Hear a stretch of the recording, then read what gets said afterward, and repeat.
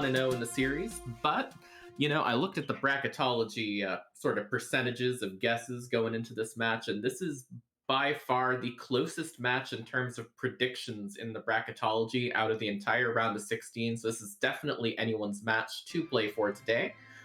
Joining me on the restream, behind the scenes, doing the actual restreaming is Dishmu.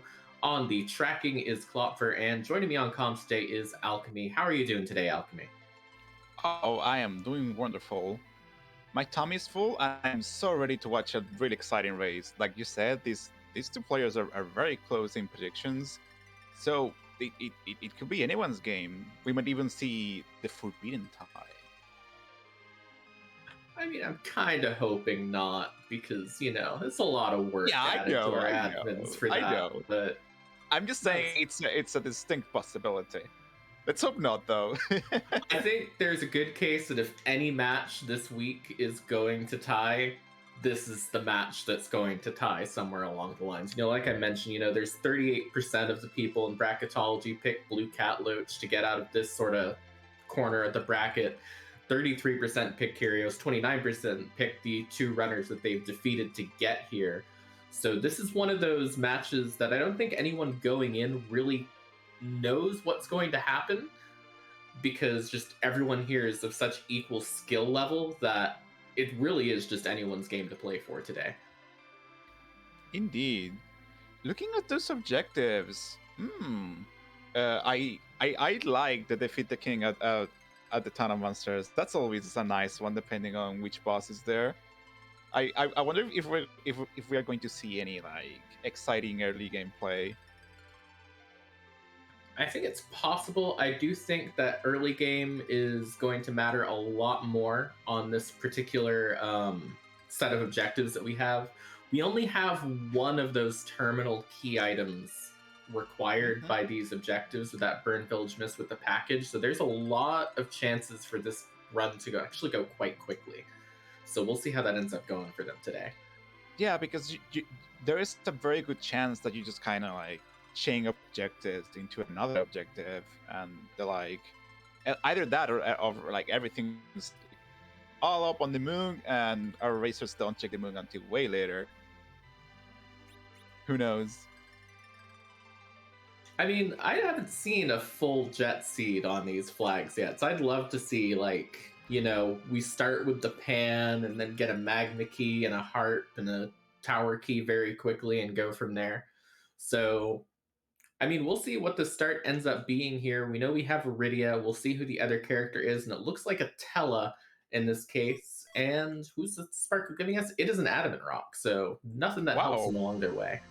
No, absolutely not. I mean, it could be an Adamant armor in the long run. Who knows? It could be. I think the big question there is going to be, are either of our runners interested in going down there and forging when it's not required? I think if we get that Legend Sword early, we'll get that very early. If not, then it might not even matter.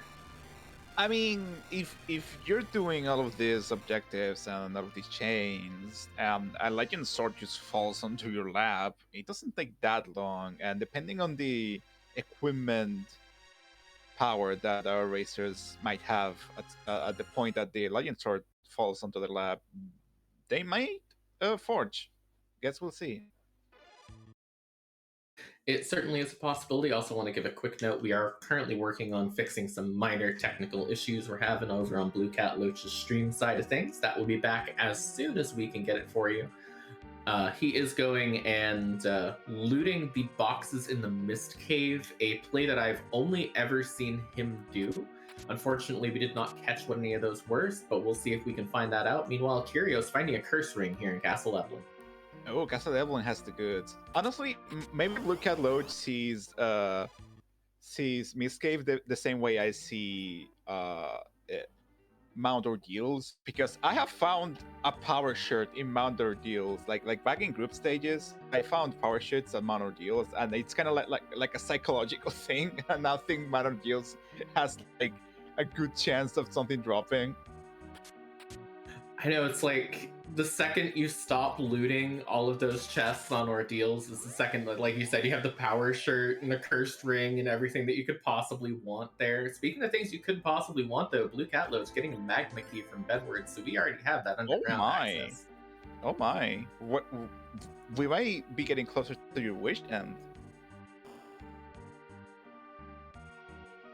It's definitely possible. I mean, I love seeing this really divergent set of loot because I like seeing what our runners end up doing when they go in two completely different directions and have completely different gear sets going in.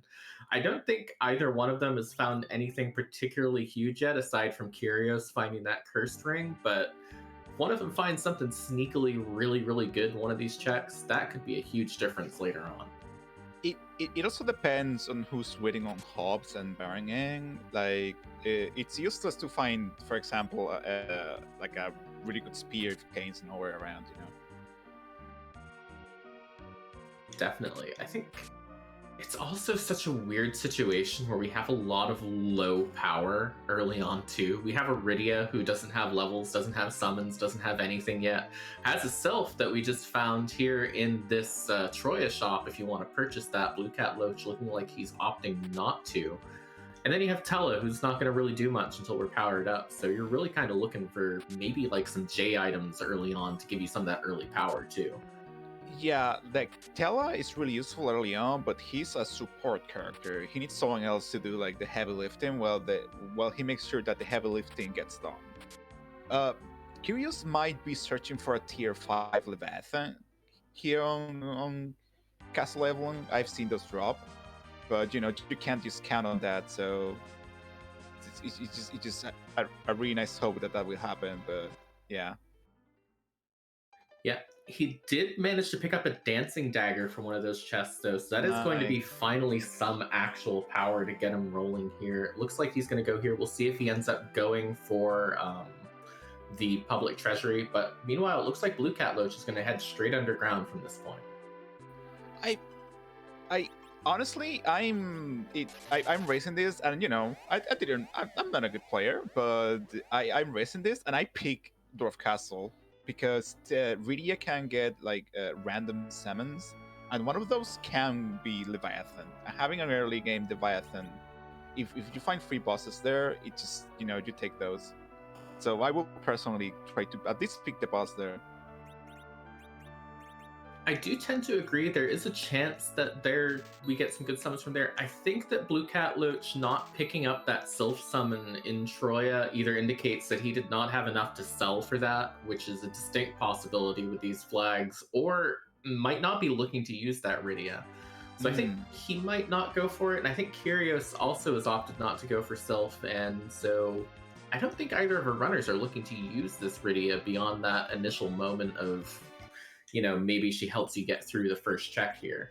That is true, because as well, either of our racers have checked the hop summon.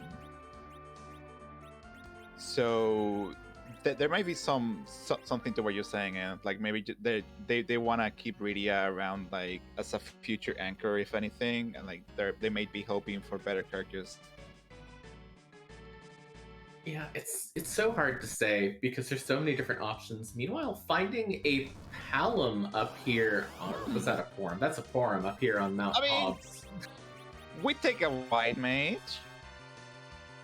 It's always nice to know that you're not going to have the white mageless seed. And with that Boreas that Kyrios has picked up, this is a completely free fight. Just going to throw that, and the officer will run away, and that whole fight will be over with. So a free white mage is even better.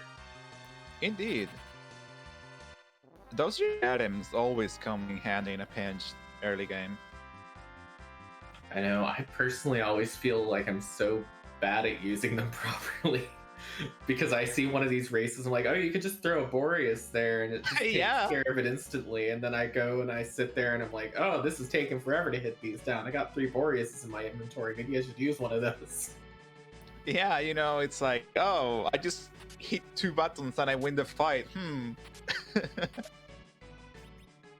Definitely. We are going to see Kyrios doing the sort of deep loot here on Mount Hobbs. Going to pick stuff up off the backside, but nothing really major there. The only thing that might be really important out of those was the Dwarf Axe. Kyrios, of course, is the one that's already found the curse ring, so it's not as good. But if BCL goes back there at some point in time, well, never mind. He just picked up his own curse ring from Feymarch, so I guess that dwarf back's probably not going to matter here.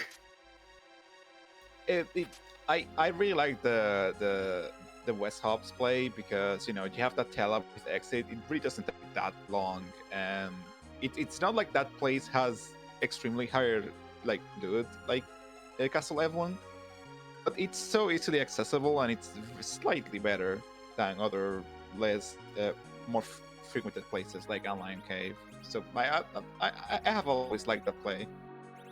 Definitely, and it's the same for me too. You might as well pick up the quick things while you're right there instead of trying to like completely optimize your looting and go way out of your way if you can avoid it. BlueCatLoach has just found a darkness crystal. That is not a fun experience when everything's wide open already. Oh boy. That must be pretty intense. Darkness Crystal 8 minutes in, huh? Is this like a grab your characters, go or deals the machine?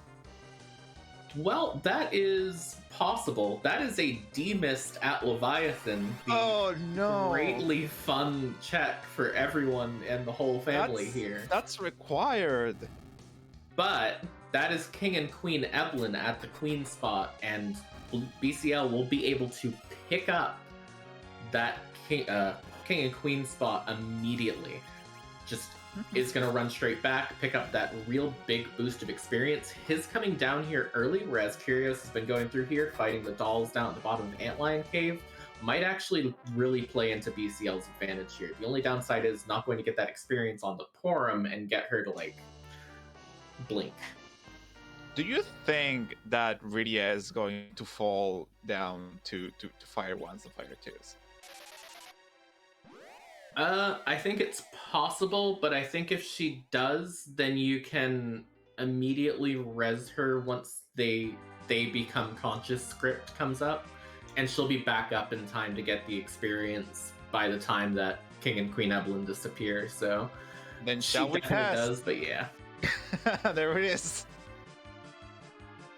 You ever see King and Queen Evelyn knock out parties when they're, or any member of a party when they're not like at 1 HP from walking down here to begin with? Not here, absolutely not. I have seen this happening at like Antlion Cave like once or twice, but here is like unseen of, which speaks to this seed, how open it has become so early on. Like almost like every ungated check is now free. Definitely, and the thing about like that demist too is that demist is gonna suck. That spot is really fast, so you're not gonna have much time to damage it.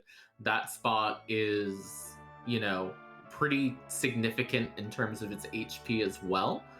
But we are going to have two sources of blink between Mount Hobbs and that Tella, so it is certainly possible for you to get through that fight not entirely early. It's a matter of how quickly do you want to go back there and how fast is the fight when you get there, more than can I get through this fight, at least in my opinion here. BCL, however, picking up the tower key that's required, this is definitely speeding up. I personally love when the decision of doing a keyless tower play is taken out of my hands. That's like such a nice weight off of my shoulders. Like, do I make this gamble? Do I don't? But it's nice when you just like are given the tower key. Yeah, it is one thing that Zoe's pointing out in chat as well. V's saying that if he has a J item, you go up and just do the super cannon room instead of waiting, and so that sort of like Penguinator play there is definitely a possibility as well. You can just head straight up the tower, do that super cannon room, have that objective done, and gamble the other way around that the top of tower is not required.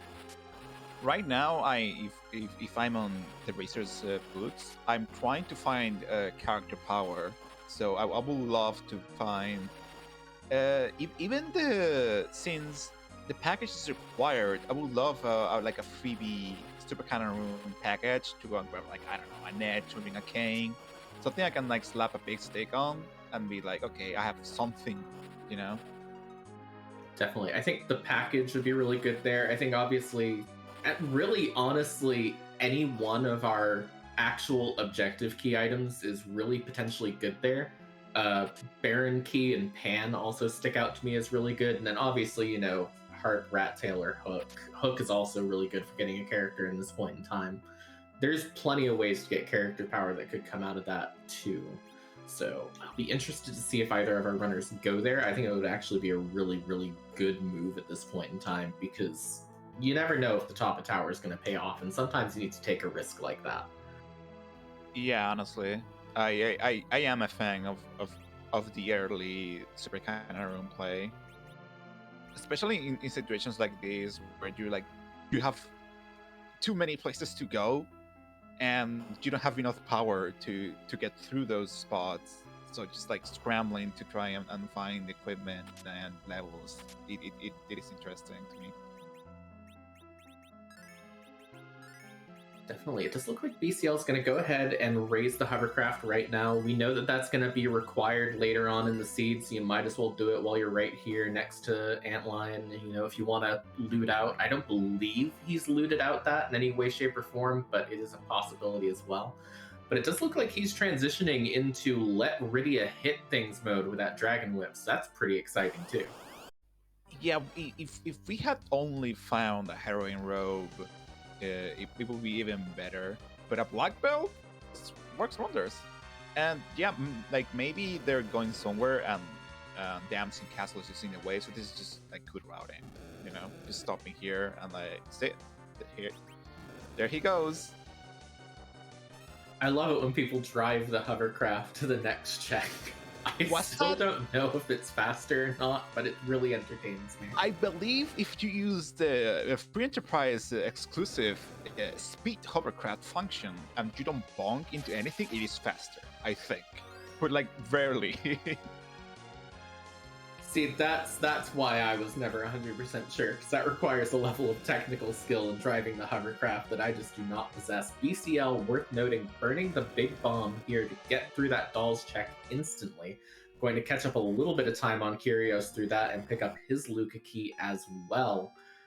I think Hobbs is probably the next play here, and might not be the best that he does not getting some of this early experience onto that Porum to get her to blink for possibly taking that Demas spot on early. I find it interesting that both Kyrios and BlueCatLoach have completely avoided Fabul, since Pan is an objective and the underground and the moon are open. Maybe they're thinking, maybe I can like single dip like Fabul in one go. I just grab the Pan somewhere else, and I go underground and get like 3 key items in one fell swoop. 4 actually. Definitely. I mean, if you're gonna have a seed where you can fade that Fabul, this is the one where you're gonna be fading it for a very long time, because there's no incentive to go there quite yet, aside from getting that Sheila 1 check. BCL might be more tempted to. Kyrios going down and prepping Sheila 1 as well does tell me that both of them are looking at going there sooner rather than later, though. BlueCatLoach did peek at Rydia's summons, maybe deciding, oh, maybe I do have to use this Rydia. It was Mage. Didn't want to see Mage. Too bad. Yeah, resetting out to not take the rest of the cutscene, heading back, and just going to be here in this officer-soldier fight at this point in time. And yeah, gonna get through this very, very quickly here. Not quite as quick as Kyrios did with that Boreas, so the difference in J item usage kind of evening out here. Kyrios might be giving up on the single dip Fabul idea, it seems. Which honestly, that's fair. That's like 2 key items that are just sitting there in the overworld. Personally, I'm a real big fan of go back to Fabul right after leaving the underground.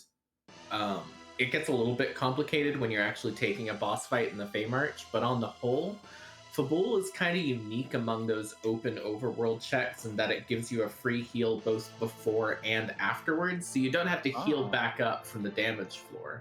So you can just route that in that way. That's a good call, yeah. Using using the free heals sprinkled throughout the game is something that really advanced racers tend to factor in when routing their checks and the order that they do the checks.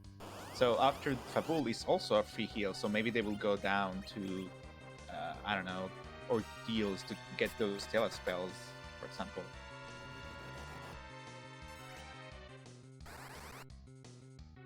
Definitely. It just looked like Kyrios and BCL have sort of given a good high five here at Fabul, both going to be taking on this Elements fight. This is not a fight that's going to pose any sort of threat to our runners in any way, shape, or form, but there might be a bit of a difference in the ways they approach it here. Let's go! Ice 1 Tela on Rubicanto for 400 damage! You love to see it. When's the last time you ever saw Tela without his later spells doing any significant amount of damage? I always love that. It's been a long, long time, let me tell you. Let's see what the King of Fabul has for us this time. He got injured in the battle, somehow. That package makes me very nervous for these two runners right now. It doesn't look like Kyrios is not going to bother going up the other side of the tower here for Sheila 1. It's just going to take that package and run with it. But that is another key item required for this seed, and the one sort of terminal chain ending key item that's required. So this is getting real fast here. You might get your wish again of like a Jetty bracket seed. Like this could be the edge that they have been waiting for. No wonder like Kyrios is chasing it. Definitely. I don't know how much practice Kyrios does, but I know that BlueCatLoach probably has seen Jetty seeds on these before. I know that he's pretty much constantly running in, async bracket seed races. Blarg, though, at Baron in 1 is not the best prize in the world. Oh boy.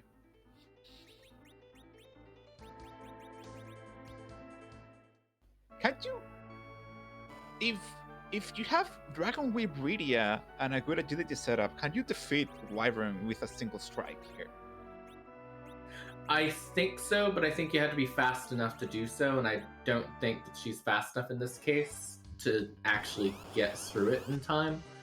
But either way, you slow it down, you get 1 Star Veil off, you're probably good. The big thing that concerns me here is this leads into the second fight, is being battle speed 6, whatever it is, when you probably only have 1 party member alive going into it. So this could get really sketchy depending on what's in the second slot here. And that's Kyrios using all of the Star Veils. Tela alive for the upcoming part is not ideal. Tela's not very, without his full spell list, it's a little sketchy. Oh boy, no. We're not gonna be getting that seed anytime soon, folks.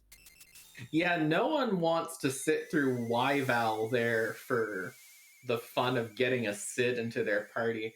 This is a Palom here from this particular check. And we take a Palom. Yeah, it might be worth sitting through that at this point.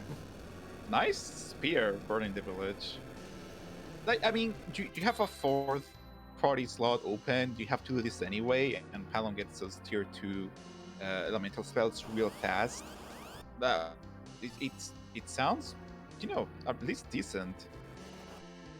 Well, if you want something less decent over on BlueCatLoach's side, he's found that Mount Ordeal's not much better. There is a gauntlet in that first spot that he does not want to take, and it looks like he's heading to the moon. Honestly, you get that Palom and you get him some levels, and he sweeps that Mount Ordeals. Oh, but we do have a character up on the moon. Is it to forget? Definitely. That's the thing about this particular set of objectives too, is that this seed is really incentivizing you to stay away from the moon. And in some ways stay away from the giant too. Like, you can go to the giant for the fun of D-Machine grind, which I kind of feel like we're going to see in this particular seed so far. Yeah. But there's nothing required up there, so you're kind of just going up for the character check at this point. so far we have like a full-on mage team, and mages need levels, so it kind of makes sense. But with that old gauntlet there blocking in quotations, blocking you in terms of time spent, it's like the machines becomes a much more like muddier prospect. Yeah, I think you just need to get Palom enough levels, like you were Yeah. saying, get him up to Quake, and he can sweep through that very easily. We know that there's not too much that could be particularly nasty on the other side of that bridge at this point. I mean, we know Wyvern and Valor out of the pool. That's a plus. So I think it's, yeah. Out of the pool is relative, but okay. They're still down there waiting for you. They are, but at very least, you know, you can get Tella to a tier 3 spell, as Possum was pointing out in chat. You can hit that Val with magic. It does not have the perfect magic defense. You use one tier 3 spell off of Tella, and she's gone at that point in time. You just need to get him to survive that long. The big question is what's up there, and how long are you willing to fade it in order to get that Palom to levels to get to Quake? Absolutely. Buying Kyrios is wise with a party of low HP characters. Honestly, never leave home without a pack of handy dandy Kyrios. Definitely. I mean, part of the problem right now too is that our only real significant healing until we get Porum online is Tella, who has a very small MP pool. Yeah. Yeah, Tella Kyrios are not ideal. They're technically healing. BlueCatLoach, on the other hand, finding the cane up here on the Lunar Dais, that is actually a pretty okay pickup, but I don't think we found many good weapons for him yet. I saw a Gagnir for sale, but I don't know. I'm not feeling this game right now without an Avenger or a White Spear, honestly. Definitely. One thing I am feeling is this King Ryu check over on BCL's side, or not King Ryu, King Bahamut check here. I said King Ryu's because Kyrios has found sirens. Yeah, I thought so. Your mind connected the dots together, huh? Exactly. You know, sometimes that's just how it goes. You know, this is also a party that's set up pretty okay for doing those King Ryus. If we can find like hourglasses somewhere, then you can just weak them, take care of them that way. That would take care of the money required to get that Gungnir for the cane as well. So that might actually be quite tempting, because that is the one thing there. You get a lot of money out of doing King Ryus. You don't get a lot out of doing Mom Bomb, though. And again, BlueCatLoach has a Dragon Whip, so if we get a Heroin Rope somewhere along the way, or even, you know, the Adamant Armor, you can put that on Radia. So if you do Dwarf Castle, you can slap a Zeus Gauntlet on her, and she can go to town, the King Ryus, pretty nicely. I don't want to say this because I know that knowing how this game works, I will be wrong. But whether or not D-Mist counts as a dragon here is also very important. No, it does not count as a dragon, no. Well, of course, it's Mist. How could I ever figure it out? No. If you can summon it, it's not a dragon. That's how it works. It's not a dragon. It's a dragon like... It's like the whole champagne versus sparkling wine thing. If it does not come from the... BCL's about to get the bad news here, but he is through Blarg a lot easier, and he might actually be able to take this foul a lot easier than Kyrios was, because he can just jump on it. I do like the Kyrios play of doing a few eggs early. Oh, look at that! Wyvern didn't even get a chance. Like I was saying earlier, nice. Definitely, and going to go ahead and use the big bomb here onto Val to kind of try and knock her HP down a bit quicker. Kane can jump on her to knock her out of Tornado. I don't know how this works for the physical spot, but I think this might be one of the ones that you don't want to jump on in this particular case. Kyrios, I think, is trying to get Yeah, Palom to Quake, and then that makes that gauntlet free, like you said earlier. Yeah. BlueCatLoach throwing spells at Volvales shows just the depth of knowledge that these racers have, that they know offhand that Volvales is affected by magic here. Either that, or BlueCatLoach has the chart open, which honestly, good good work too. I mean, that's one of those things too, is if you don't memorize all the info, there is plenty of info available at hand. Make sure you, if you're interested in playing this game and have not already, join our Discord, because there's plenty of resources in there, as well as on the wiki on our site available there. But hey, there's your heroin rope. Nice reward. Not what you wanted to see, but those Kyrios looking might interesting. I'm actually really liking this setup so far in some ways. It's a really sort of unconventional possible setup, but this is definitely a thing where you can run Berserker Rydia if you wanted to. I'm not saying you should, but you could. It just, again, we just need that Zeus Gauntlet, and Rhea becomes really good at more or less almost as good as Kane at hitting things right now as he is. Yeah, Kane does not have anything to help in that department right now. Sort of rocking an ogre axe and a black belt, and that's it. And that is just not very good. But it looks like BCL is going to do the tower play now. Ooh. Maybe with the Heroin Road Dragon Wave really and the support from the mages, he feels like empowered to try and take both checks, like top of tower. It certainly is possible. There are some things up on top of this tower that can be not great. I would say the save here, to me, maybe indicates that he's only interested in doing that cannon play here, because I think you wouldn't necessarily save there unless you were concerned about getting through this. Yeah, maybe he's gonna pick top of tower, and if it's not interesting or not a good plan, just like reset down to super cannon.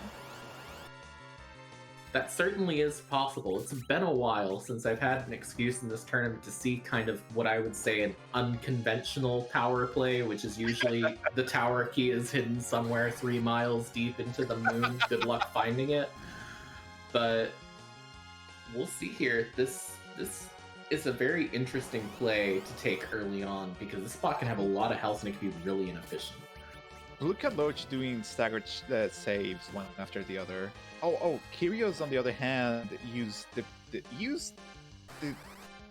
the old gauntlet to level up Palom to get Virus mid gauntlet. That's excellent. Hey, you might as well use the use what you've got available to you here. I mean, we kind of got this grandpa goes on a grand babysitting adventure kind of party set up here, so you might as well see what sort of lessons you can learn along the way. BlueCatLoach is not interested in taking this fight.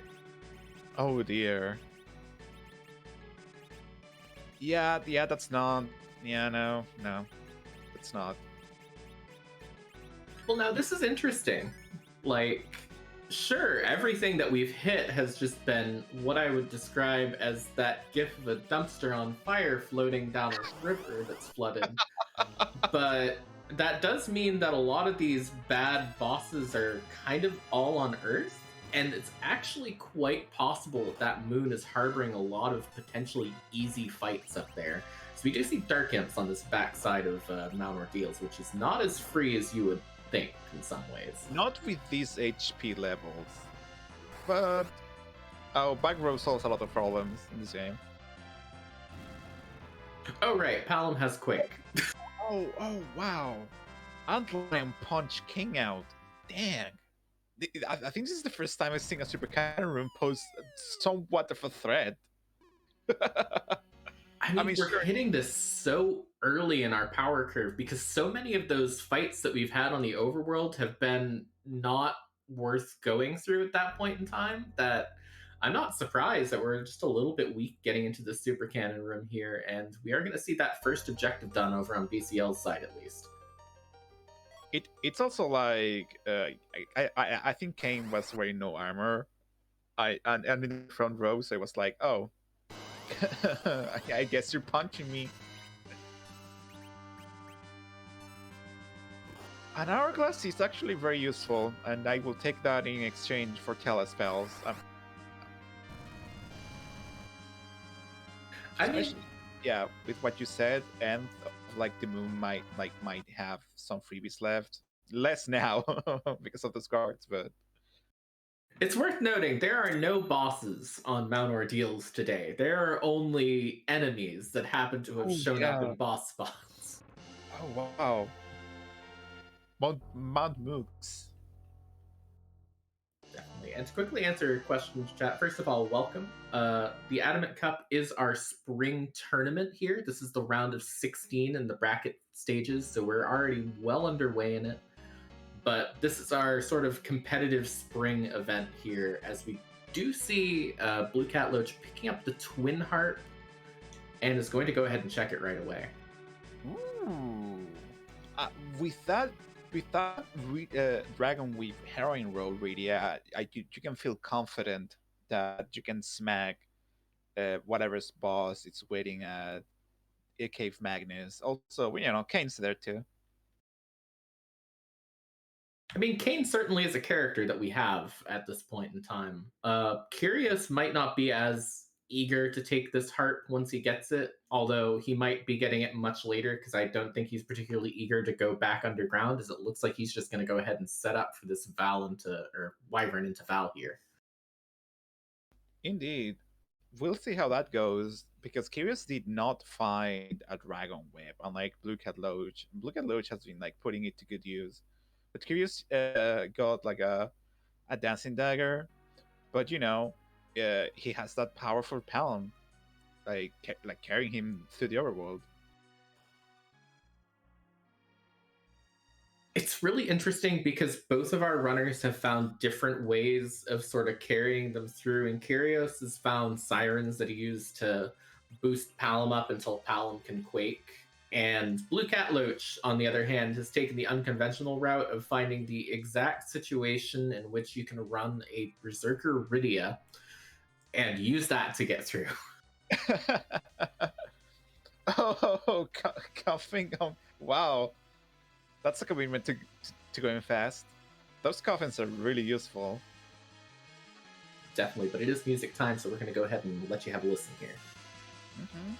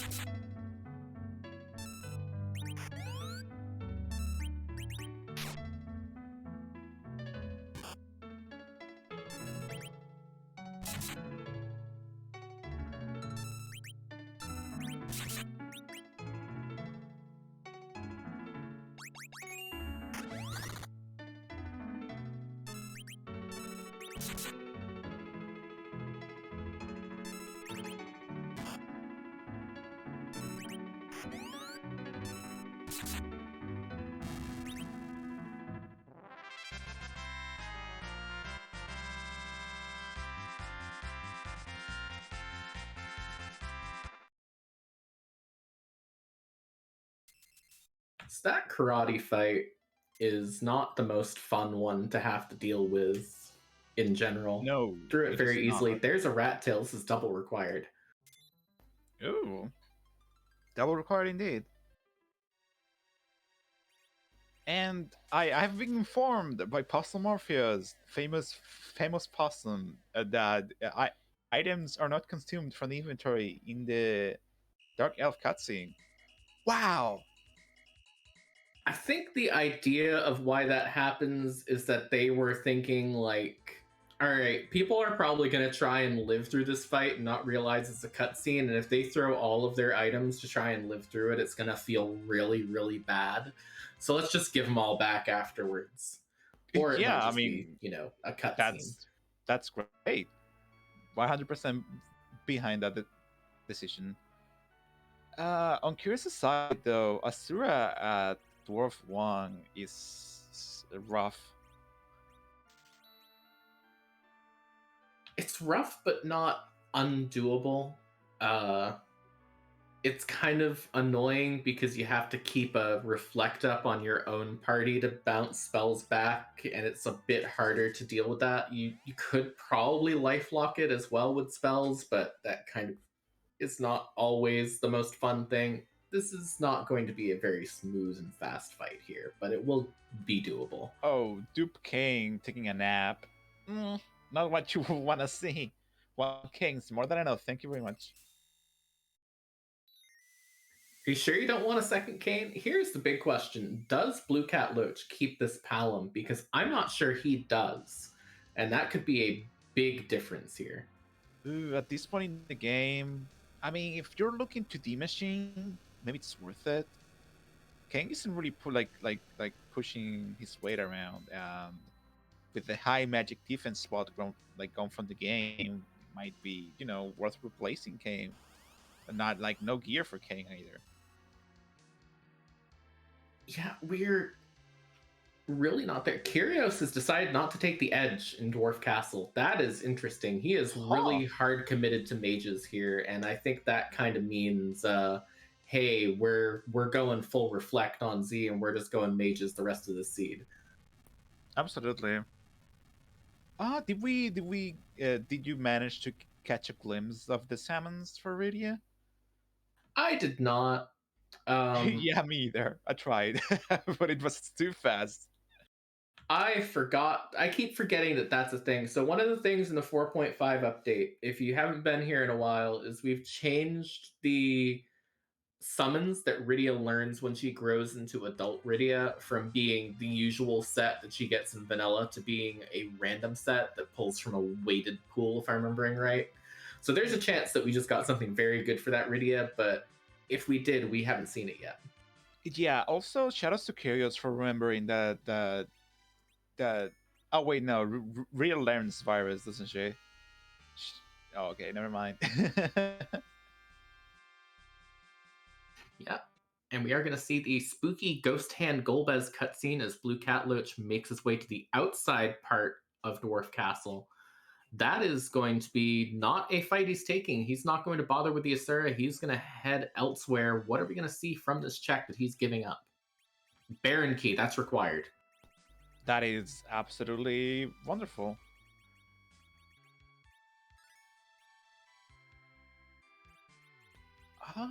Do you chase Baron? Yes, because it's an objective.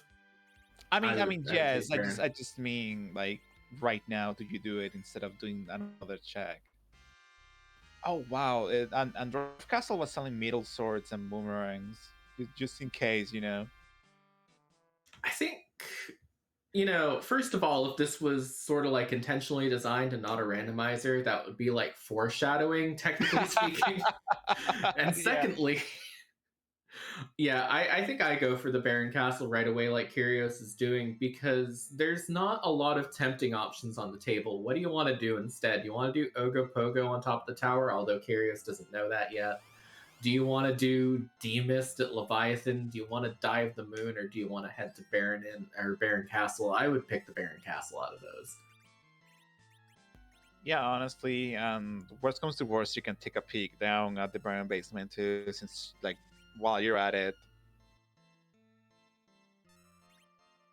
Apparently, Pyrolite in chat has looked up the summons for us. Shoutouts to them, saying that we did get Sylph and Leviathan out of that as well. Ooh. That is a pretty nice pickup. Leviathan out of Dwarf Castle is why I was hoping that there will be free bosses down here. It's huge.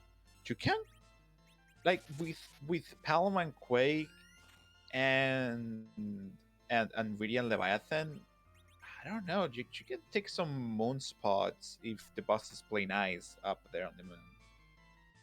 I think I would be really tempted to go to the moon at some point in time in the near future. Kyrios has found ninja swords, by the way, in the Baron's shop, I believe. So there is edge equipment available.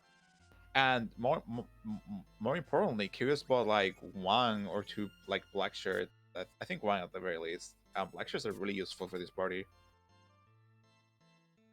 Definitely. I mean, Kyrios is, again, 100% committed to going full mages in this deed, which could be a problem if that Ogopogo at the top of tower is required, because Ogopogo is kind of what I would consider the like main anti-mage boss in this particular game, outside of like Val at a bad location.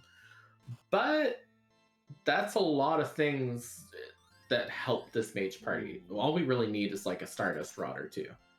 BlueCatLoach is struggling a little bit with Azura, like, but you know, an Elven Bow or those the arrows. Well, 2k a pop is doing wonders. There it is. Wow. Nice work, Rydia. Nah, damn. Like, riding that Berserk Rydia wave.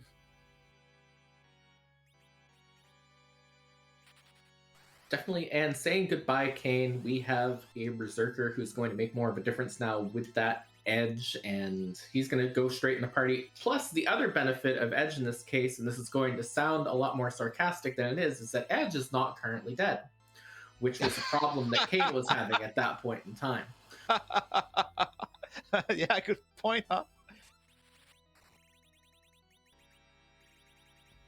You will think that being able to do damage right away will be a nice plus, huh? I mean, we don't have any compelling reason to keep Kane a lot or in the party at this point in time, because all he's doing is swinging an Ogre Axe. We will probably find edge equipment, and we know in the case of Kyrios' checks that we will find edge equipment, but just getting through this Leviathan fight easier by having 2 characters alive is going to be important, because these Ice 2s are not going to hit very hard. But was that a Thunderclaw that Edge had by default? I believe so. That's really useful for Leviathan. I know, right? It's like an Edge with a Leviathan starter kit just happens to be here. Or was it Boomerang by default? Found the Thunderclaw somewhere else. Okay. Gotcha. Damn. Edge came pre-bag road. Nice. Definitely. One thing worth noting too is that we are in the bracket flags now, so that back row glitch is off. If BlueCatLoach wants to keep that back row ability on Edge, he needs to keep that boomerang on him as well. Otherwise, it is going to fall off once he takes that out. Meanwhile, Kyrios through the Baron check, picking up an Edward who's not going to be in this party, and we'll see what the key item is. If we had found a spoon somewhere on the way, you could make a stronger case for Edward. But even then, Kyrios seems committed to a mage party. So even with a spoon, I don't know if he would have picked Edward up. Yeah, I think it's kind of really hard to make Edward work in brackets, because you need to really be able to keep him alive for a long time here. BlueCatLoach is now up to, I believe, 9 key items. Well. Ooh, BlueCatLoach found Sirens. Alert. And Kyrios found an Earth Crystal. That will put BlueCatLoach at 10 key items. Spicy. It'll put BlueCatLoach at 10 key items. Once Kyrios goes through this tower, we know that he'll be at, I believe, 8 from that Twin Harp. Once he goes up and does that required Twin Harp, that will lead to 10. So both will be at 10 very soon, and we'll see if we want to consider doing a D-Machine grind or if we're just doing Sirens in this seed. Is it 9 from Harp? I thought that the Rat Tail was behind Harp, or am I misremembering?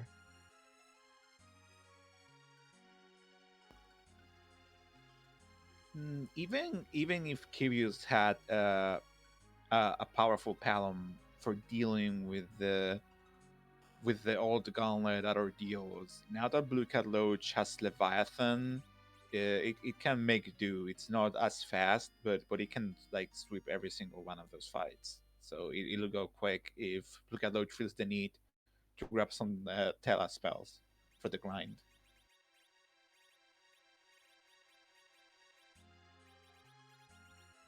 It's so hard to want to go up and do a gauntlet at any point in time, though. It's so boring. It's still an item check, too. So if you fade or if you commit to fading ordeals, you know what's up. You commit to it. You make a gamble. If the pants there, that's dangerous. For example, so it is like a weighted decision that I'm sure it's floating around. Look at Loach's mind. I think where we're at right now is BlueCatLoach is by all means ahead at the moment. But Kyrios is way better, as Possum's saying, set up for the long term. That Reflect fight is going to be way faster on Zeromus. And, if this Ogopogo is something and BlueCatLoach does not have much incentive because he's effectively doing Keyless Tower later when he goes back down there since he already did the Super Cannon room, that could be really, really dangerous for BCL as well and kind of puts him on a clock to head back down to this tower, which I just don't see being particularly appealing anytime in the near future. Absolutely not. Like now, especially, I mean, BlueCatLoach has shifted from a more of a melee focused party, but until Edge gets some decent equipment for dealing with that Ogopogo, I don't think BlueCatLoach might be thinking of going up that tower anytime soon. Definitely. The big question to me is less the tower and more when do you go to deal with Demist at Leviathan? It's Kyrios is going to reset out this Ogopogo here. We have two sources of Blink on both teams. It's probably pretty much free adjacent as long as you can get those blinks up in time and you don't have exactly Porum and Tella fall over before you get to that first thing there. It's definitely doable, but it's not going to be fast. I think BCL is better set up for it with that Edge, though. Edge Edge needs equipment still, and BlueCatLoach haven't had. I don't think BlueCatLoach has checked the Baron weapon shop, so he doesn't know that there are ninja swords waiting for him there. So I would personally sure, all that Demist is I punch you 3 times and you get a break, but I punch you really hard and really fast 3 times. So I will be tempted to start going to the moon and getting powerful before coming back down and defeating that check as fast as possible, instead of lowering my battle speed and blinking excessively for a long time, Definitely. I think the thing that plays into BCL's advantage here, though, is that Edge, while he does not have equipment that Edge can equip, there is equipment that Edge can throw into that Demist's face and do quite a bit of damage while it's still active. And we might want to look for a few more good darts before we head over there, but BCL is really kind of uniquely set up in that way that he can do a lot of damage per turn with just that Edge alone, whereas Kyrios is still dealing with casting his way through it, and that's not always ideal. And I think we saw Ninja Star somewhere in a shop, and he also was pretty dang decent, by default. So that's not a bad call at all. Good call. Or we could find an Avenger and then chuck it or something. Kane's not around anymore. This is really interesting. BCL has gone back to Kaipo, meaning that BCL is either looking for a new character, is going to, as Dishmu just said in the chat, possibly looking at trading Tella for Palom, Possum saying possibly get rid of the Edge for Palom. Both are possibly valid here, but wants that Palom for some reason. Ooh. I mean, again, might want to just commit to mages and D-machines. Sure, Edge is really cool. It starts at level 25 and can do a lot of things, but we don't have equipment, so. Yeah, I And think it's kind of the question of like, do you want to throw a bunch of stuff at that demist and hope that it does enough damage to take it early on? Or do you want to just grind and nuke it down later? yeah, I guess we'll see what BlueCatLoach does.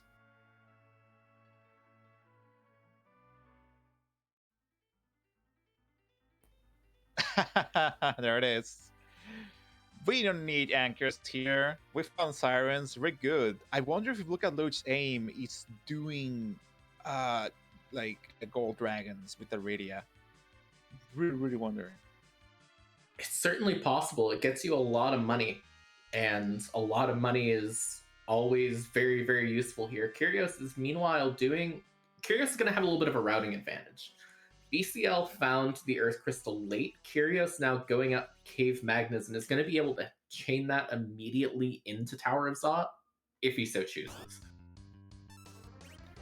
Yeah, and there are the sirens. Might want to do a couple eggs first, perhaps, or it's BlueCatLoach going for dragons. I'm so into this race.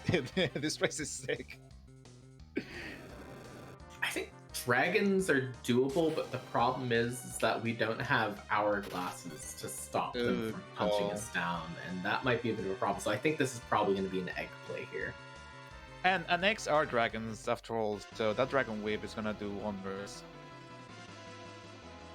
Definitely, but it is time for music round 2, so we're going to go ahead and give that to you, and please enjoy.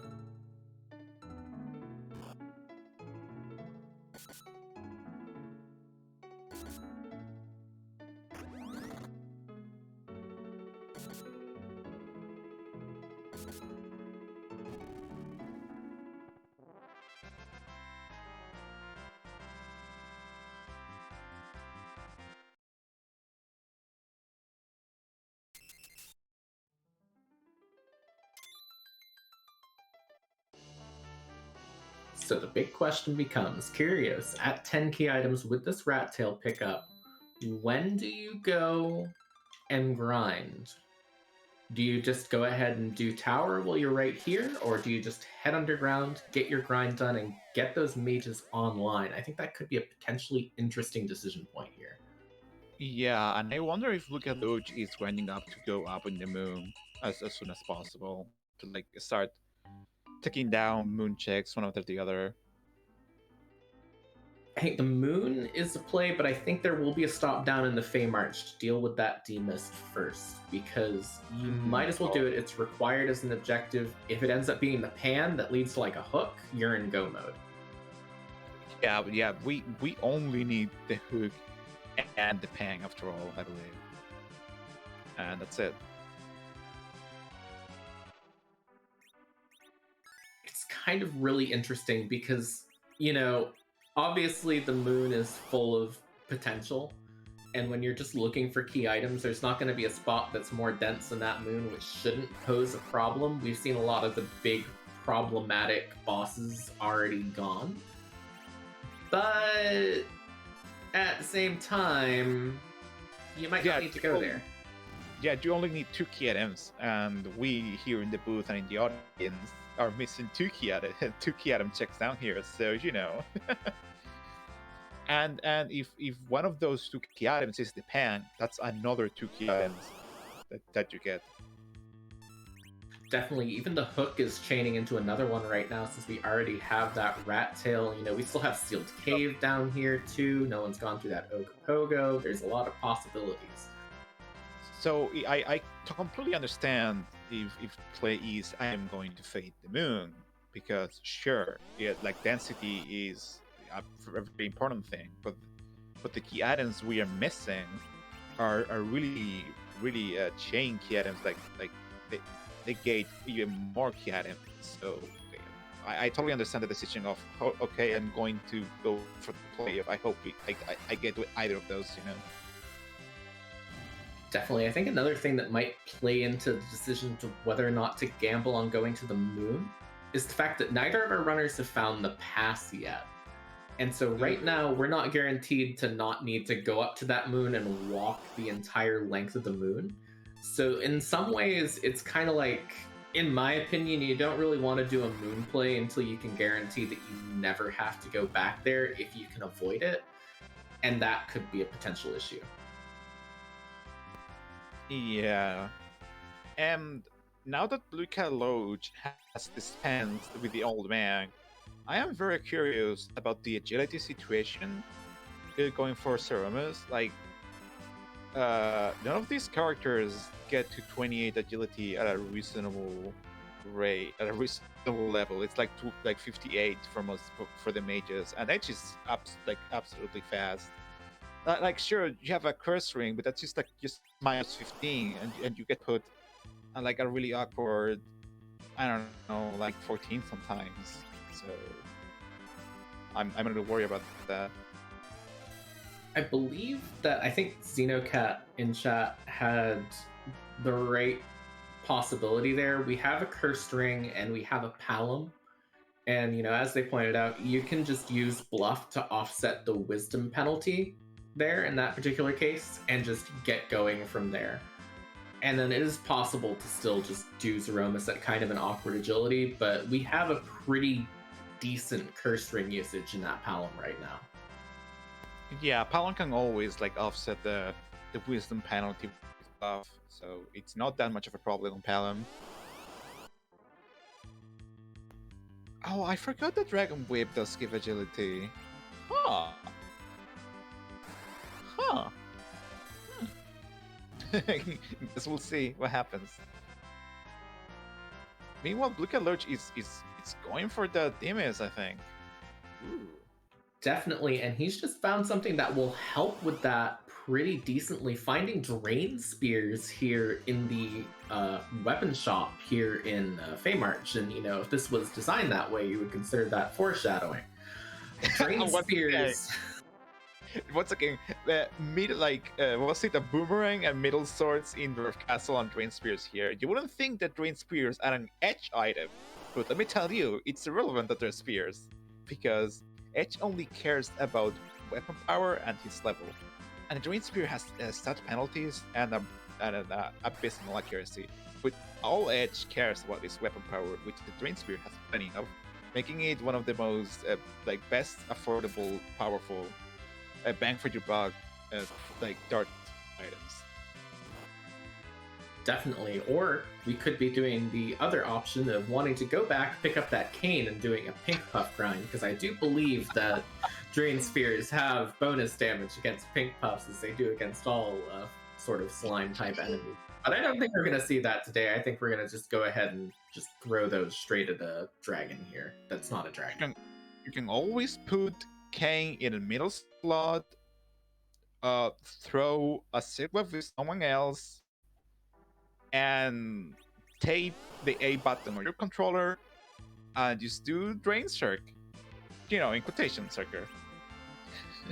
Exactly, like and 25. then maybe if you're lucky, you get an adamant armor out of it. It's perfect. I was referring to Zeromus actually. So like 25 minutes later, you may have won, you may have not, but you had a really nice nap. Definitely. BlueCatLoach now in this Demist fight, gonna start getting blinks up with Porm. One downside is, well, I mean, I guess Edge can just blink himself at this point with Image, but you only have one source you can cast on other people. That might be a little bit awkward. Edge is so good every single time. Edge is so good.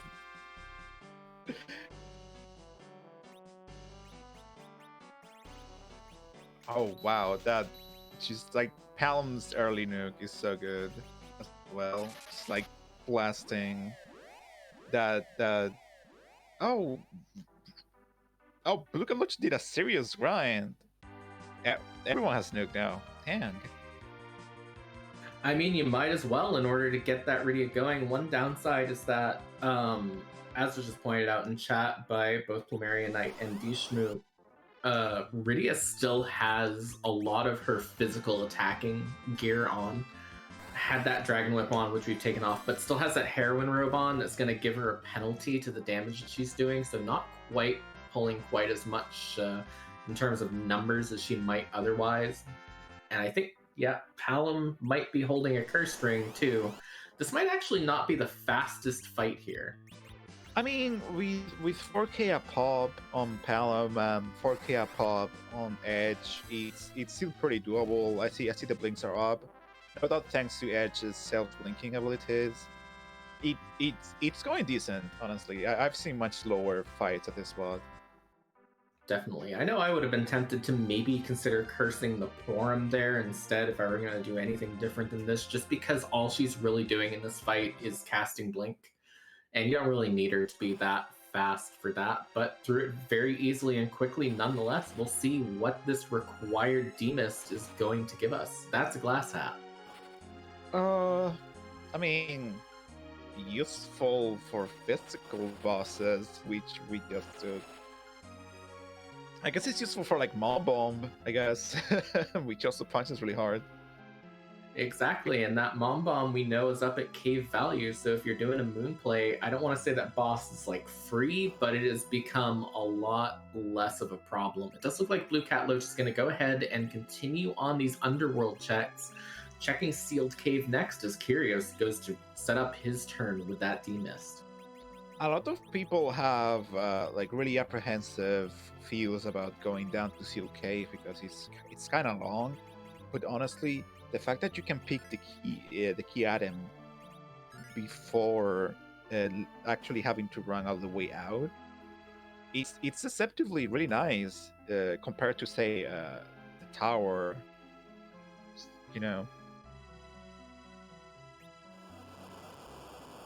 Definitely, and on top of that, both of our runners have 2 to 3 sources of warp as well for getting back out of here a little bit quicker too. So you don't even have to like walk back out, which is kind of one of the downsides. I really like this play. It's basically, Me too. You know what you get out of it. Mm-hmm. And like, that Dogo Pogo with tons of HP is waiting up the tower. You don't want to deal with that.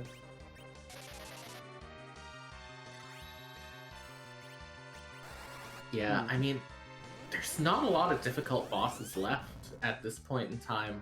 It's like, what could possibly be annoying here?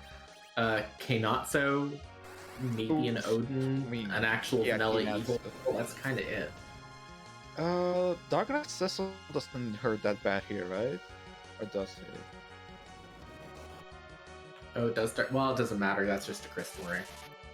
Oh well. See what you mean? Like, it's just like a nice reset out. Since this is not, since there are no boss hands here in the Adamant Cup, we don't even care who's there. I mean, it would have been nice to know if like Kinasu's there or whatever, but it's faster to just reset right away. Definitely. It looks like BlueCatLoach is going to go ahead and do Mount Ordeals next. This will give Kyrios a little bit of time to catch back up as well, as he has fallen sort of a little bit behind. But this is going to be a little bit of a, I don't want to say waste of effort, but it kind of is, because BCL's not even getting a benefit on Atella out of this. I mean, it's like we talked earlier. You know that the Pang can be here in the blue planet, so you think, oh, the Pang are two key items, and if one of those two key items is a hook, that's the rat tail, and I'm good. So it's easy to say, okay, I'll just deal with the alt gauntlet with my quakes and get through it real fast and see if that's it. Because maybe my opponent has faded this too because of the alt gauntlet. You know, it's like maybe there's some meta gaming going on.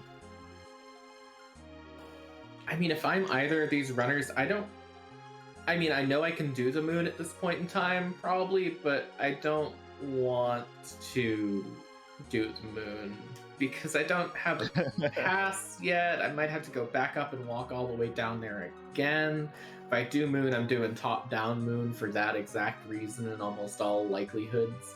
And I still got checks down here, and with my luck, I know if I were these runners, I'd be saying, you know what, my luck, if I don't go check, say, this Earth Crystal, exactly that Earth Crystal will be like Rat Tail hook into Pan or something like that. So I think that's kind of keeping our runners kind of grounded, so to speak, here.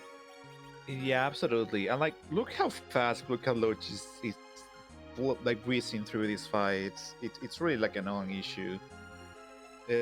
Like definitely, a little bump in the road, a little hiccup, but it's gone in a flash. So I understand this play. Yeah, I think the main thing though is that both of our runners are running a complete foot race right now. Pretty BCL much. does something, Kyrios follows right afterwards, so it is just down to how much damage or how much time Kyrios is picking up on each of these fights here. And I'm not sure, but Kyrios probably needs to go late. Although here's some spicy divergence. Kyrios heading up for that Ogopogo. Ooh, finally. Rydia Whiffing Stone? Come on, Rydia. Is it truly a seed of Final Fantasy IV Free Enterprise if the off-slot, center slot stone does not miss at least once? Oh my goodness. I thought you had more wisdom than this. I saw BlueCatLoach remove the heroin robe. Come on. This is Odin. This is Stone. It's kind of like, if you don't have homemade Tella, store-bought is fine kind of stoneness here. Store-bought Tella. That's mean. BCL has decided to not keep that hourglass, unsurprisingly. Where does he go next? Is he headed back underground or is he headed up the tower? Thing is also like the moon, the flying to the moon cutscene. It takes a decent time, So I do get that, like, that perspective too. Well, here's your moon play. BCL heading up from the looks of it to see what is on that moon. Ooh, yeah, we haven't seen Baron Basement, and we haven't seen the Earth Crystal item either.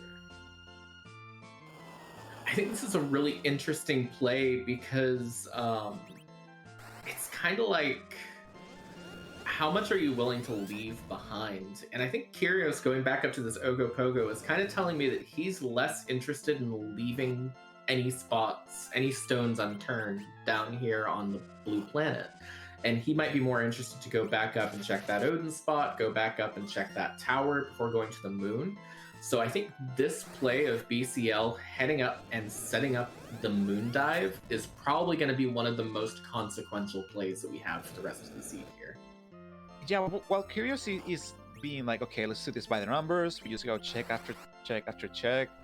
If it turns up, great. If not, well, if I lose because of the gamble, that's fine. While BlueCatLoach is like, okay, I've had enough of these the blue planet. All the checks left are too long. I'm just gonna fight bosses now. And that's just such an interesting divergence, like of the sequential. I'm doing key items and I'm diving moon. Like, I mean, less of a gamble now, but still kind of a gamble. That gamble might not pay off. That was a hook from the top of tower on Kyrios' side. That is a required check that BCL will not get to until he comes back from the moon at the earliest. That might even be last location for BCL at this point. Yeah, honestly, if I'm diving moon, the last thing on my mind is that stinky Agopolo off top of tower of all places. Guess we'll see where the Pang is. Maybe the Pang is on the moon, and this is like one of those 28 out of 28. Yeah, I really think BCL needs to find the pan on the moon in order for this to be, within reach. I don't want to say that that would be GG to Kyrios at this point in time because Zeromus is never guaranteed. And especially with the Reflect Party, there's all sorts of little edge cases that can make it go wrong later on down. But that is in a bad way for BCL here, just having that hook in hand. Right now, with the knowledge we have in play here on the audience, Kyrios has a definite advantage. Oh no! Stinky Golbez at River Room. Come on! You want to sit through a Golbez, kids? Because we're gonna be doing that today. The spell power in this spot isn't even that great, is it? I don't think it is, but Golbez is Golbez. He's always going to knock out 2 of your party members, with the note that if you have a ribbon or adamant armor on any of those party members, it might be fewer, which we don't have. But this is going to be one of those fights that's just annoying to deal with. Having Porum and Rydia up is okay, but not great. You probably wanted to keep Palom up there. Yeah, it's just like this spot has so much HP too. Well, there's a pass from Rat Tail. Do you go to the moon if you're Kyrios and have that pass in hand? That might be something good for BCL, but BCL is heading back for a reset. Kyrios heading to Baron Basement. Yeah, I see that pass and I'm checking Baron Basement and then Well, I'm not setting foot on the moon. Like personally, I'm just like fading moon, like moon's haunted. Like Pan has to be down here, and then I just used to pass. Definitely, I think that's probably the smarter route here. Just keep going, and then if you find the pan, you don't ever need to go to the moon. You save the cutscene time. If you go to the moon, you find the pan, you leave, and you're done. And that is very important. BCL, worth noting, has set up differently for this Golbez at this time, going to go ahead and mini 3 party members and Piggy the Edge. For those of you who are not familiar with this strategy, there is a sort of concept in how this game is programmed called status priority. And if you have a status that is higher in the priority list than the status that is attempted to be inflicted on that party member, it does not go off. So none of these characters will have that paralysis and will be able to queue up actions during this Golbez. Yeah, especially like Starvels and other like important actions to have the spells be reflected back by that Golbez to speed up the fight.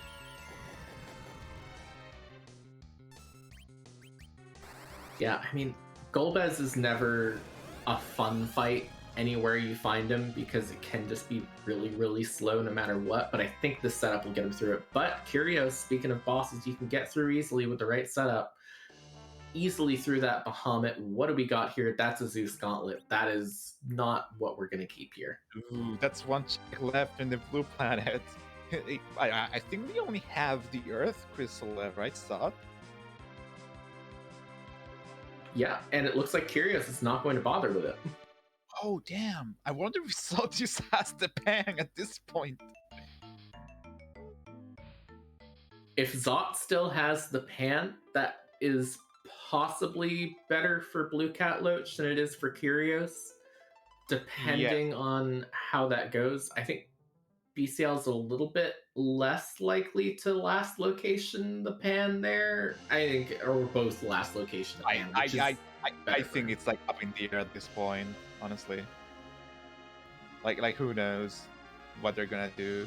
Like it's just as likely second thought than checking the other, like Baron and Baron baseline first or something. Guess we'll see how this pans out. That was not intentional, but hey. Yeah, sure. I believe that's not no. I think this is kind of one of those situations where it's easy to look at what BlueCatLoach has done here and taking this moon play and say, oh, why did you do that kind of thing. But I think it's worth noting that we were in a situation with the seed where every option seemed pretty close to each other in terms of value. And this is definitely a good play that BlueCatLoach has made. We just know that it's not the right one. So I wanted to make sure that that distinction was made here. And besides, even if BlueCatLoach didn't check top of tower, the Mon still has plenty of goodies in there. Pang's still large. And a coughing and a silent staff really do not shake up the situation much. Not even an adamant. Definitely. I mean, you really need the pan to not be on the moon if you're BlueCatLoach right now. You just need it to be back at that point in time and hope that they both last location that pan. I'm smelling that this is gonna be like a 28 out of 28 seed, and we're gonna have like dual Zeromus on screens or something. like it's just I have this sneaking suspicion. I mean, it certainly is possible. These are two incredibly evenly matched runners going into this race, no matter which way you look at it. And I think that it really is a lot of moving parts here, too. I think this seed is also kind of unique because it kind of went all at once at the start and now has led into this sort of extended period to where you thought that maybe it was a jet seed and then it isn't. And so we're kind of clearing a lot of these with higher power than we might have otherwise. BlueCatLoach has just found a fancy dart. Oof. I mean, at least it was like a free fight at this point in the game. A dart's a dart. It's like with Edge's equipment, you should take this. And with every check, it's also more experience, which will make the Zeromus fight safer and safer and safer. Yeah, I mean, safety is always good to have when you're facing a potentially, really evenly matched to opponent too, and you just happen to sort of, I don't want to say luck into safety because that makes it sound a bit less intentional than it was, but when you have that bit of safety and that pressure is off, sometimes you just are able to get through things easier because you're not having in the back of your mind, what if this happens, what if that happens? You know you're good at this point in time. And the thing is to like what I was talking about earlier about agility, it's gonna become a non-issue as like all the mages hit 28 agility. Peldim is not gonna be that much of an issue with the nuke casters. Sure. Yeah, definitely not. This is a good boss to see. Not one of the sort of difficult ones left in the pool. A CPU here would have been awful. I think Maga Sisters, I think, is still in the pool, or did we see that super early? I can't remember anymore. That can be really bad here, but I think we might have seen that earlier now that I'm thinking about it. There's a lot of potential for this spot to go wrong. Paledim's pretty good to find. Yeah. Kyrios is left with Palom. No, with every single time. It's just with Palom and Rydia.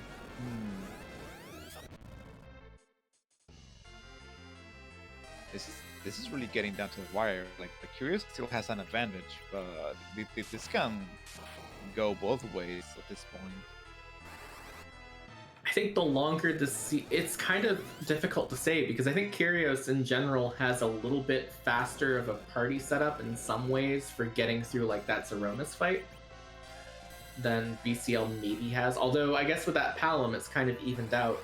I think if this goes longer, it favors BCL right now. Yeah, the more levels you have, the more the less agility matters for Zeromus. That's the thing. And eventually the value of having 4 active characters is gonna overturn the value of having an anchor. Like the more levels you get, so the more checks BlueCatLoach has under his belt. Definitely, and I think one thing worth noting too is that both of these parties are going to be reflect strat parties too. They're not going to be, going through the entirety of Zeromus's health pool. They're basically only going through half. And so it's going to be a lot faster to get through there too. BCL not finding the pan down in the Masamune altar, which again, good for him. The further we keep that pan into the distance, probably the better for him it ends up being. Up here at this Dark Elf here at the Crystal Sword altar. Oh, that's free. That's free as heck. Because the Dark Dragon, while being immune to instant death effects, does not have the boss speed, and you can weak the Dark Dragon and destroy it with a single blow. Definitely, I mean, it's a free fight, and that's kind of the backside of what happened early on in the seed, where we had, Wyvern into Val at Baronin and stuff like that, is that a lot of the stuff that we have up on this moon is free because we didn't find those bosses anywhere else, and it's just going to be a very quick way through. Kyrios managing to live just barely through that Dark Knight Cecil fight and then immediately resetting. 77 more HP than you needed, huh? Definitely. Where was the Earth Crystal? I'm trying to remember that. That was in question from chat here, and I don't recall exactly where it was from anymore. I think, Baron, I think it was where it was. And Baron was from the required Leviathan demons, I think. So, fairly late into the seed. BlueCatLoach is keeping the EXP. Yeah, I think in this case it's because BlueCatLoach knew that he was going for going back up at that point in time. So you might as well just exit out and just either use a cabin or in this case hit the whale. Yeah, and at this point, since you're exiting away anyways, I think it's worth keeping the XP again for the agility setup and the extra safety, the cushion for Zeromus. Like it's not like Masamune at the bottom of the lunar subterrane, which is kind of like out of the way. So the display of going outside, getting the MP back and checking Muramasa is really like it works out in my head.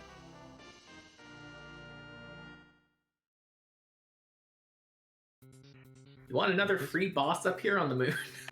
Oh, I knew early moon was deployed all along. Never mind the Kyrios situation. I think that is a good example of what the lesson this seed is trying to teach us is, which is that just go to the moon. Yeah, just go to the moon.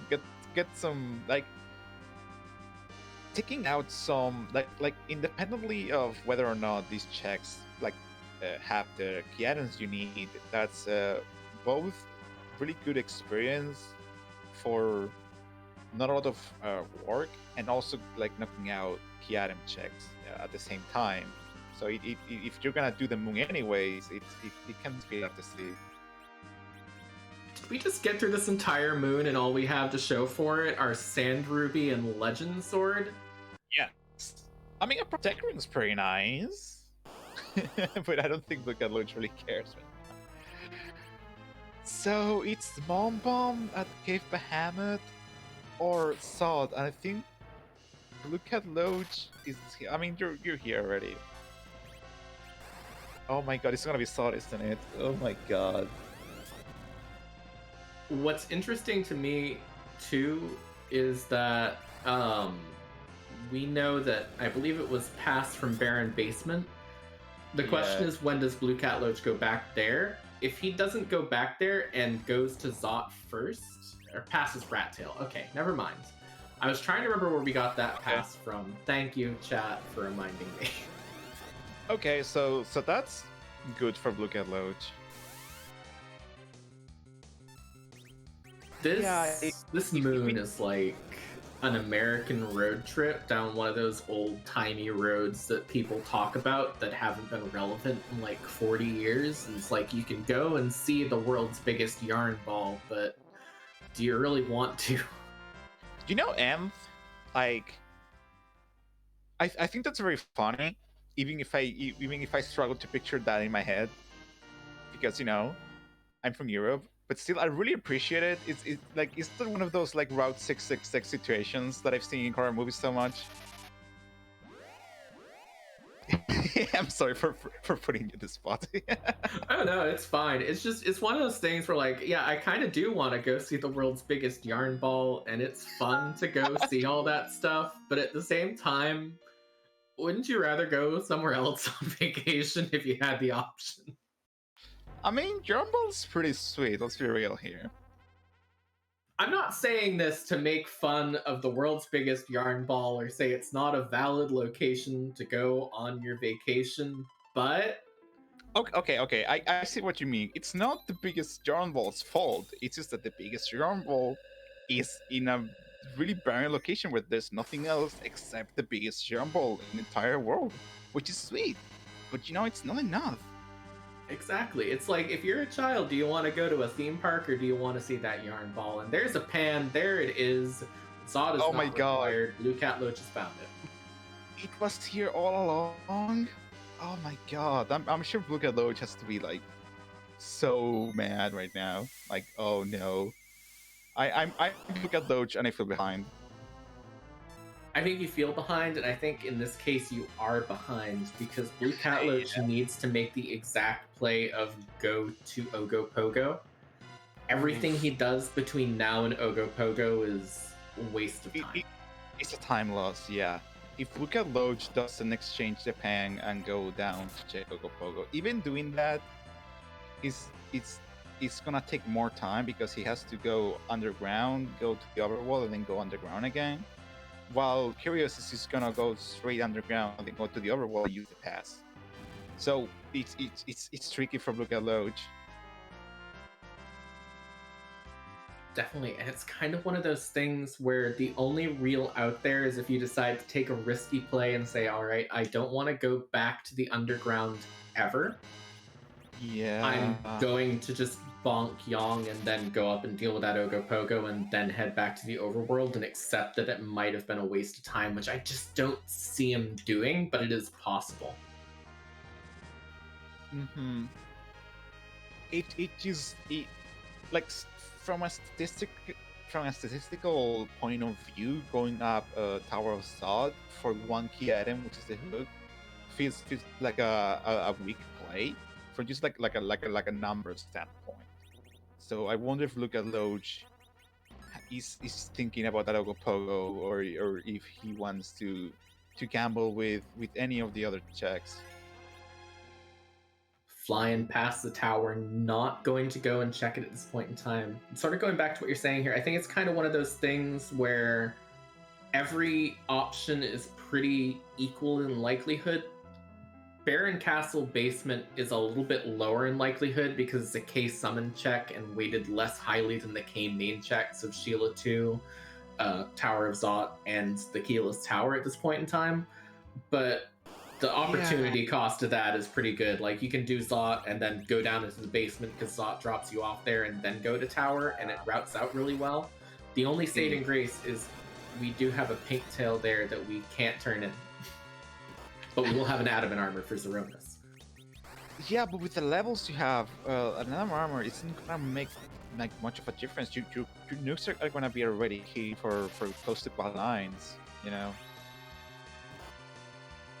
I think you maybe put it on the forum for safety.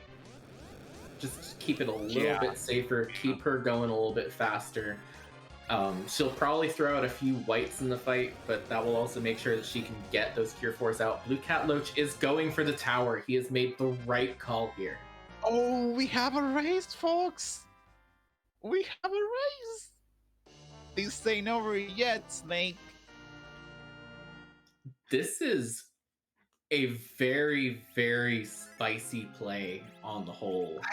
It was like Sod and Top of Tower are the two slowest play, and like we talk, the way the routing and the numbers work out, the most optimal play in quotations, in many quotations, was doing Sod into Baron Basement.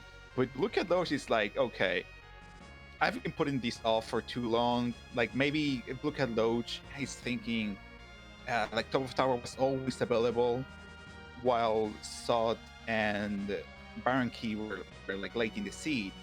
So perhaps this has the key I need, you know? And like my racer, my opponent has already done this. So I need to be in parity, you know?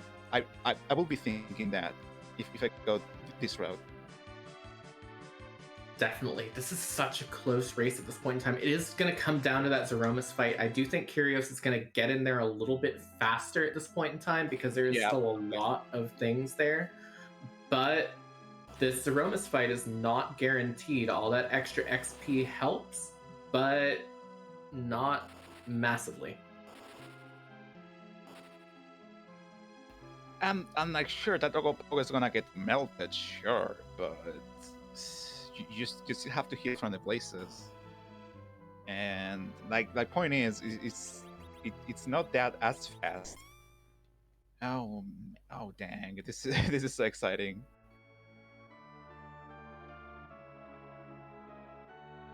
It's really difficult to say where this is going to go right now. We have no idea. Oh, Palom goes down on BlueCatLoach's side. That's going to take a little bit of damage out and this dealing with this Ogopogo here. But I think we got enough that it shouldn't be a problem. Able to use these darts on Ogopogo now at this point because... Yeah, go for it. Yeah. Go for it. We need this fast. You commit to this, you get through this as fast as possible. Absolutely. Definitely. The clock is ticking here. Kyrios about to turn in this Pandiong's wife, which will give him the crystal, meaning he can head straight to Zeromus. Things have shaken out to where we know that he is definitely a minute or two ahead at this point in time, and we'll be able to through it. But BlueCatLoach through that at this point in time. Now just needs to go grab that hovercraft and turn in the rat tail, which is not a very long ways away. Did you even exchange the pink tail for the adamant armor? Do you take the like 5 seconds hit?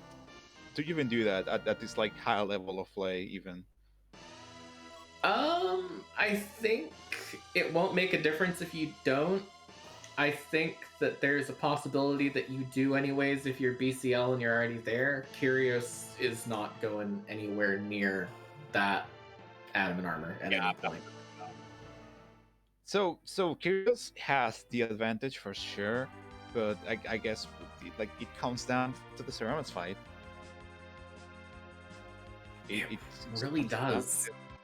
Like despite the seed from minute 7 and 45 seconds open up drastically with both underground access and darkness crystal. Here we are. We're gonna get dual Zeromus on screen. Oh, Kyrios is getting the adamant armor. Ooh, that's gonna put BlueCatLoach closer. It will. I think that safety is important, though. I think it's kind of one of those things of, do you want to go fast? But also, I don't want to spoil too many other races. But over this past week, we've definitely had a lot of races in which going too fast kind of has caused problems for runners. I think if you're watching a lot of races, too, of your potential opponents in the future, you might be thinking along the lines of, I should make this safer anyways, too, instead of taking unnecessary risks, and might just be going along that line. Yeah, and Kyrios taking that advice and putting battle speed for reflex strats. Doing battle speed 1 for reflex strats is absurd. it's so bonkers hard, and it can go sideways really easily. We're seeing flags. Do you think they want me to go to bed? It's like 10 p.m. I don't know. I just woke up. It was like 11 a.m. when it started here. Wow. It's the fun of like a 12-hour time difference here, apparently. The time comes. So, for those of you who are new here, first of all, welcome. Secondly, we cannot move Zeromus around as a boss. He's too strong. There's some technical issues moving him around, and he's also just kind of the perfect end boss for this game, anyways. But we're still a randomizer. We like to randomize things, and in this case, we like to randomize his appearance. So that does lead to our big question that we have for the seed. Alchemy, would you like to go ahead and take it? Sure. Whose butt are we going to kick this afternoon/evening? And my favorite other question: who is Zeromus cosplaying as? Ooh, BlueCatLoach is hot on Kyrios trail. Why are you shaking this item shop? Come on. Silk web. Needs a silk web. Oh, that's true. There it is. There it is. I'm sure that's what BlueCatLoach was remembering. Like, oh, there's a silk web in Troya, you know? Which shop, though? I'm so nervous. Definitely. We're seeing the crystal throw at 137.44 on Kyrios' side, so we'll see exactly how different this ends up being. And that is the 3 Mystics, I think they're called, from Chrono Trigger. Wonderful. Cool. Oh boy. Get ready for the Delta attack. Now, just big bangs here. Oh boy. I think this is one of those things where this Zeromus fight is so fast. As long as Kyrios does not wipe here, he probably has a very strong advantage. There's going to be about a minute to a minute and a half of difference here as we're seeing the crystal throw on BlueCatLoach's side. Yep, about exactly a minute, maybe a few seconds off of that. That was a nice target for the nuke. Just cast spells over and over and over again. I just hope for the best. Like hope you can DPS raise this. Definitely. I think it might be worth taking a quick moment here while we're sort of getting into the more stable part of this fight on both sides to give a quick primer on reflect strats for those of you who haven't seen it. So Zeromus cheats. He has more health than is possible for you to have in this particular game. So what they did was they scripted him to have his health refill at a point in the fight as a counterattack. If you're reflecting spells onto Zeromus, he does not ever trigger that counterattack, and you only have to deal that, I believe, 65,000 health to get through that fight at that point in time, and it just becomes a lot easier and a lot simpler and a lot quicker at that point. So both sides doing pretty well here. I believe the counter nuke on BCL's side landed on Edge, which is a perfect target, and we're in that stable point. Who can deal the damage faster?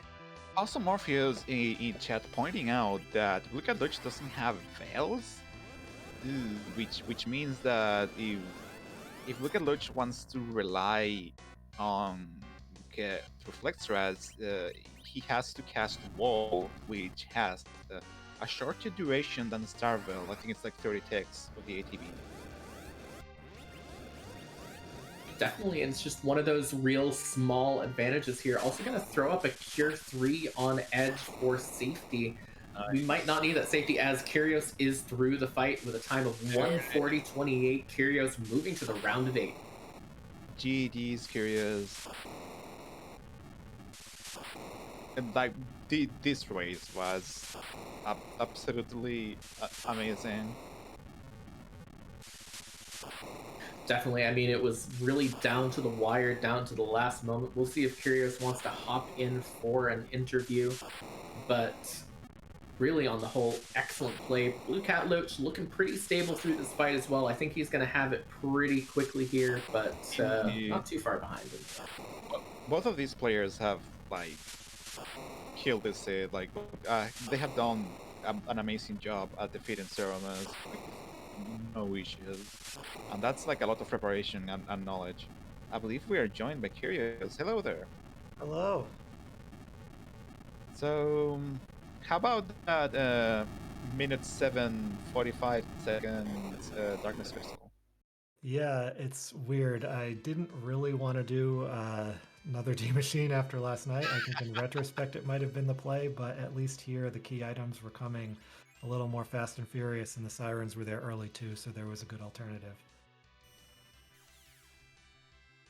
Totally. Definitely. Now, one of the things that was a real sort of prime difference that sort of played very heavily into how this race went is that you chose to stay on the blue planet longer, keep taking those checks, which did lead you to that hook from the top of tower, whereas BlueCatLoach did go up to the moon instead to go through those checks. What led you to make the decision to just stay down and keep checking those first?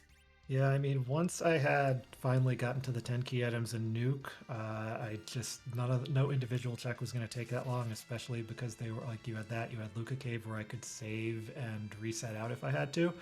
And given the higher weighting on the K main spots, I just wanted to kind of check the quicker ones while I could. Of course, I skipped Zot because that one feels so long in this flag set, and then I completely mind blanked and didn't check Sheila once. So I was fortunate that that didn't punish me.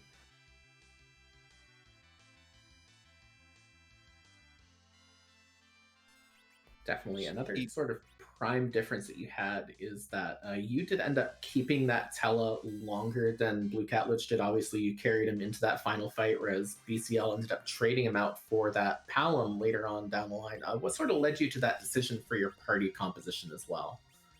Yeah, it was weird. If Edge had come right at the beginning, I probably would have ended up in the same place as BCL, but by the time he came along, I had already sold off a couple of the weapons for Siren money. The mages were getting powerful enough that other than a few specific fights, and Val was already out of the way at that point, I didn't know that Edge was going to be adding that much. And then Tella's utility, like you never know when you're going to need the second blink caster or anything else. So I felt like at the end of the day, Edge was going to take more time from me than he was going to give back to me when he came along. Yeah, because honestly, as far as fighter equipment goes, we've barely seen anything this seed. Like the fighter equipment has been so scarce, and sure enough, there were ninja blades in Baron weapon shop, but at that point you were like already committed to mage, right? Yep. Definitely. I do want to just cut in real quick to just give a little bit of a note on how BCL's Zeromus fight is going. Has taken a very near wipe here, still a little bit in recovery mode. Attempted to use a direct nuke onto Zeromus to try and knock it over, but did not succeed. Might have to go through the rest of this fight now. We'll keep you updated as we are going. Getting back to you, Kyrios, here, you played a very, very methodical race, as you said, going through all those easy checks and like that. Was there any point in time where you were tempted to maybe fade that K value check and go back and check those things, or were you just always going to stick on the moon at that point? Once I got to the moon, I was always going to stick there. I did start to get a little worried. I had felt pretty good about where I had gone through the seed to that point, although frankly I wasn't as sharp as I was last night. I don't know if it's just too much caffeine at the wrong time or 2 matches in 24 hours or nerves or what. But even with that, I felt like I was in pretty good shape. I was just really hoping that there was something on the moon, right? Because obviously if it ends up being in Zot and BCL does that anywhere but last, then that just kind of is what it is, and I'm going to lose. That makes a lot of sense, indeed. And were you ever tempted to use to like fade that DMS and go to the moon early? If it wasn't an objective, yes, but kind I of see. given that and that I had to do it anyways, I mean, I was going to have to get to nuke for that to be anything other than painful. And assuming I could find the 10 key items on the planet, getting to nuke was going to save me the time when I got to the moon anyways. Mm-hmm. And so with that, you have gone to 2-0 in this. You are going to be moving on to the round of 8. Are you looking forward to the next round of this tournament here? I don't believe your opponent has been determined yet. I believe it's the Swift or Simbu. Ooh. Yes. Wow. Yeah, I'm pretty familiar with Gale Swift because I know he did some of the PPL races last season. I don't know Simbu that well, other than watching one or two of his races this tournament. I'm sure either way, it will be a great matchup with a great opponent. And frankly, I never thought I'd make it this far, so just happy to keep playing games. It's like you're good at the game or something, huh? Definitely. And with that, Kyrios, did you have any other thoughts for us today on how this race went, or anything else you might have? Just GG to BCL. We were talking a little bit after he finished. I think it might have been interesting to see some seeds that weren't entirely wide open, but that's what we got, and that's what we had to race. Thanks to the whole team for putting on the stream today. And yeah, that's pretty much it. Thank you very much, then, Kyrios and GG's again. Good luck with your future matches. Thanks. Have a great day. You too.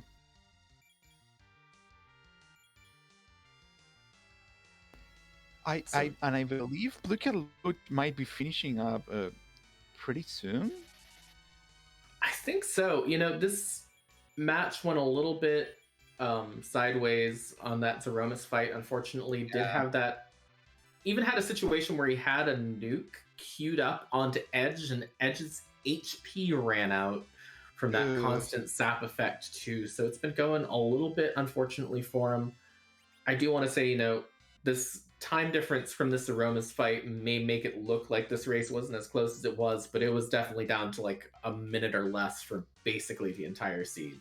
Yeah, pretty much. Just like you said, you counted the times when they went inside Zeromus, like arena, and it was like a minute of like away. And you know, we keep saying this, like this is a randomizer, and there is a great divergence.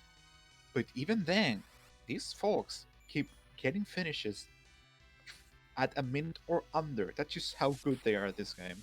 That's blows my mind every time.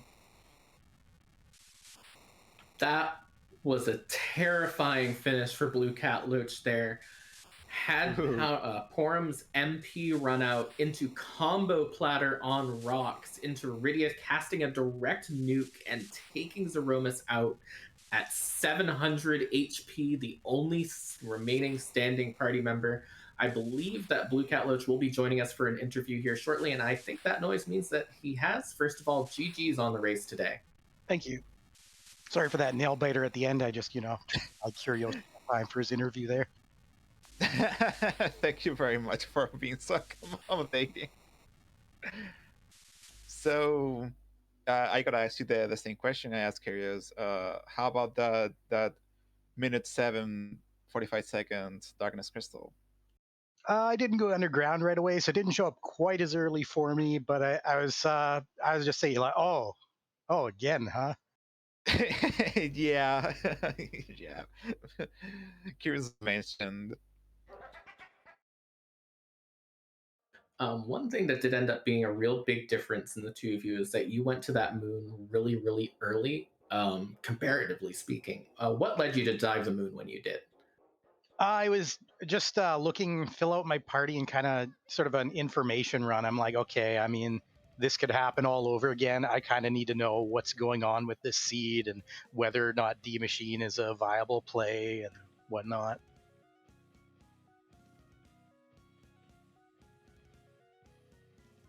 Definitely. So, one other question I want to ask real quick is you ended up taking that edge through the seed as well, which I know that Kyrios did not do.